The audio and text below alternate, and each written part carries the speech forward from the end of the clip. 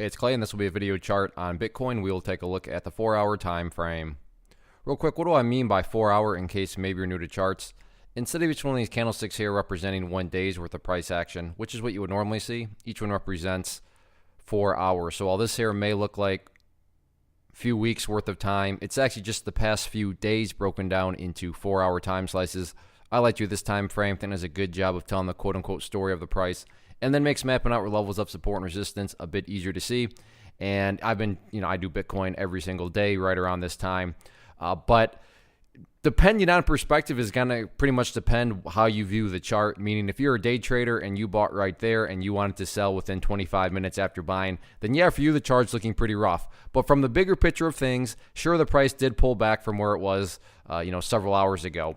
But from the bigger picture, and this will mean a little bit more to those of you that have watched the video from yesterday, the bulls still have a chance at progress and making progress. And I realize that's just a soundbite. Okay, making progress, still have a chance. What does that even mean? Well, that's the great thing about charts is they allow you to quantify soundbite. So the soundbite of making progress, that would be $8,400 and staying up above there, denoted by that green line.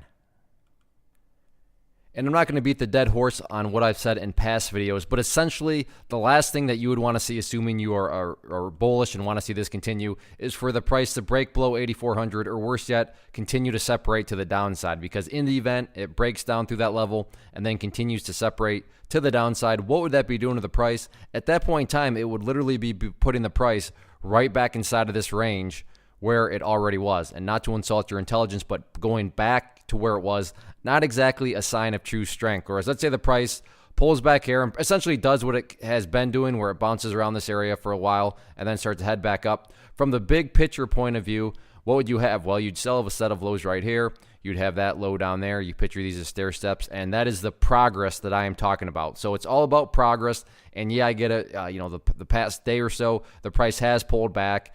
And, you read the headlines, Bitcoin back below 9,000. Okay, that's true. But, you read some headlines and they would make you think that this thing totally collapsed, which is not the case at all. It's still above that green line. It's still above the purple line right there. So pull back, yeah, but by no means is, the chart ruined. Now, if over the next several hours the price crashes down through 8,400, well, okay, at that point, the quote-unquote story begins to take a new shape. But as it stands right now, you just got to chalk this up to a simple pullback because the bulls still have that chance to build a higher base. So we'll see what happens over the next 24 hours, as I fully plan to be back right around the same time tomorrow to get things updated.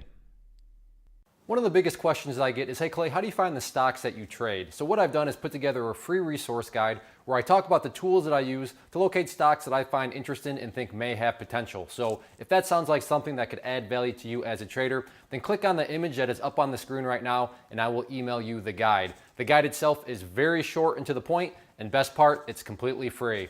Thanks for watching the video. Let me know if you have any questions.